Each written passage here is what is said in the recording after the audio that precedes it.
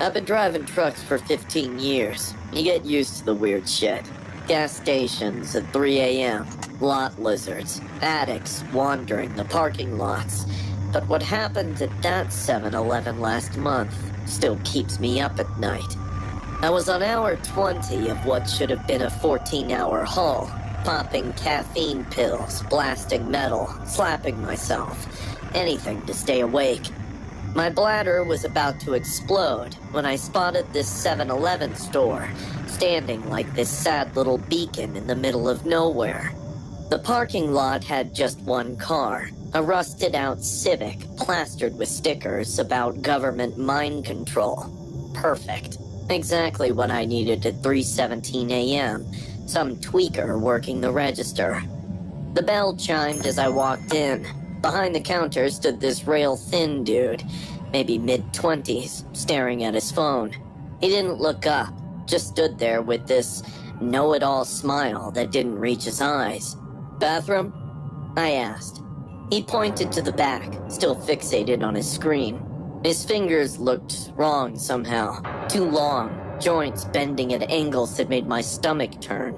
The nails were chewed raw, and dried blood had caked around the cuticles. I chalked it up to exhaustion and headed toward the restroom. The floor was sticky, making that sick peeling sound with each step. The whole place reeked of burnt coffee and bleach, and something rotten. Inside the bathroom, fluorescent lights buzzed overhead, one of them flickering like a strobe. 2 stalls, one urinal crusted with God knows what. I locked myself in the first one, my knees practically touching the door. I was getting down with my business when I heard slow breathing. It was coming from the next stall over. Not normal breathing. This wet, rasping sound like someone drowning from the inside out. "Sorry, man," I mumbled, embarrassed someone was listening to me piss. No answer. Just that breathing. For a second, everything went quiet. "Hello?"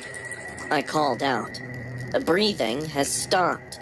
The silence that followed was worse. I finished quickly and stepped out, ready to get the hell out of there. The faucet was dripping, each drop hitting the stained porcelain with a rhythmic ping that seemed to get louder. I turned the tap to splash some water on my face. The mirror in front of me faced all the stalls behind. As I leaned forward, I caught something in the reflection. Movement in the right beside mine. From where I heard the breathing few seconds back. In the reflection, I could see fingers, impossibly long, gray-white fingers, curling around the edge of the stall door. I froze, watching as a figure began to emerge in the reflection. The cashier. But he looked total psycho this time. His eyes wide, shoulders hunched at an impossible angle. The smile looked 10 times more sinister, and he was drooling like some mad dog about to snap. I hurriedly lunged for the door. It wouldn't budge. The handle turned, but a force seemed to block it. The lights flickered once, twice, then died completely. Suffocating darkness took over. The smell of rotten meat just kept choking the air around. "Did I scare you?"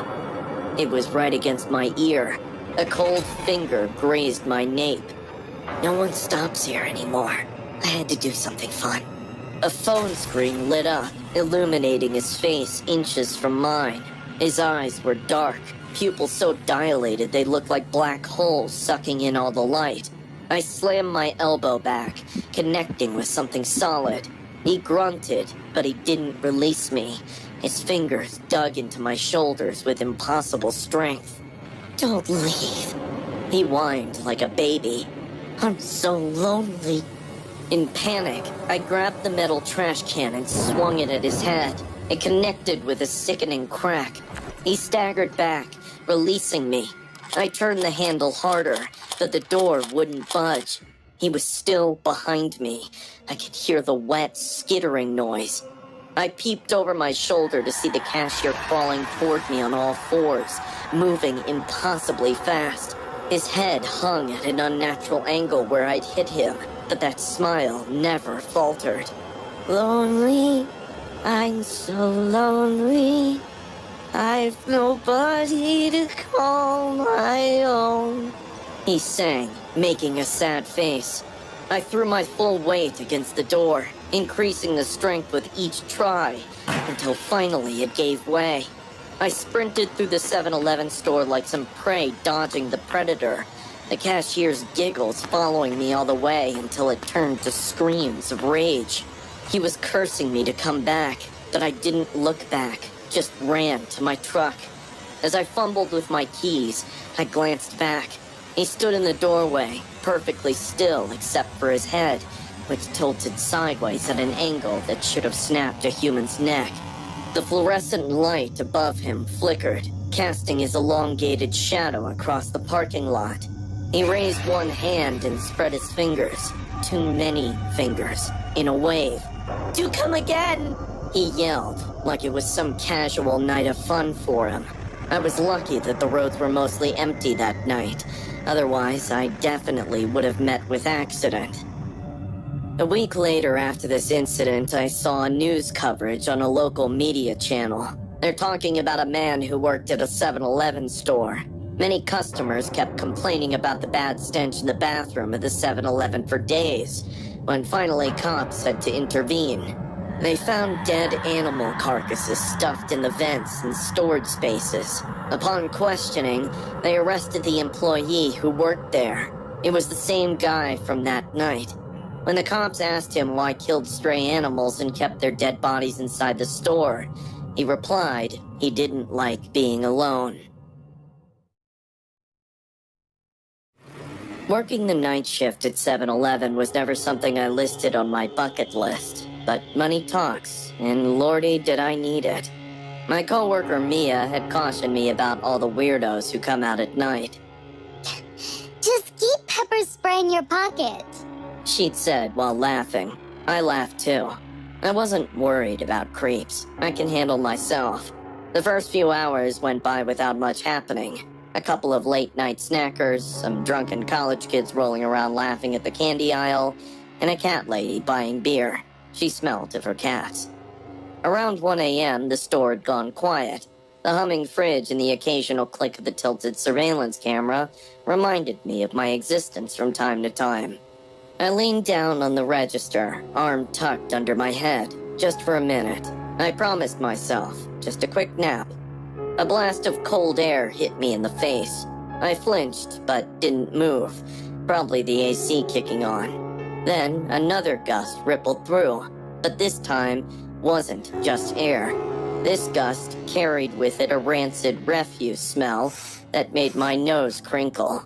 I opened my eyes and nearly shrieked. A man's face hovered inches from mine, grinning ear to ear, eyes wide like he was watching something hilarious unfold. I jolted back in shock. The man laughed. Actually laughed, like a child who just popped out of a closet to scare a sibling. "Sorry," he said between chuckles. "Didn't know how else to wake you." Feeling annoyed by his nonsense, I rudely replied.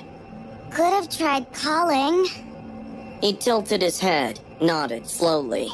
Yeah, you're right. There was something strange about him right away. He blinked too little, smiled for too long. His clothes were tattered, pale skin illuminated by the fluorescent overheads, and a black backpack slung over one shoulder that looked very heavy. Too heavy.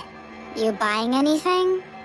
I said in an attempt to push the moment back to something normal. "Not yet," he said, drifting into aisles as if he had all the time in the world. I kept my eyes locked on him from behind the wooden counter. Something about him made my skin feel prickly, crawly even. He smiled randomly, as if he were having a private conversation with himself. And that smell, horrible, rotten smell, it followed him like a dog. He returned 10 minutes later holding a banana milkshake and a sandwich, placed them on the counter as if he were a child showing his parent his new favorite toy. I scanned him in. "Do you ever... I don't know how to say this without sounding crazy, but do you ever think that this store doesn't exist?"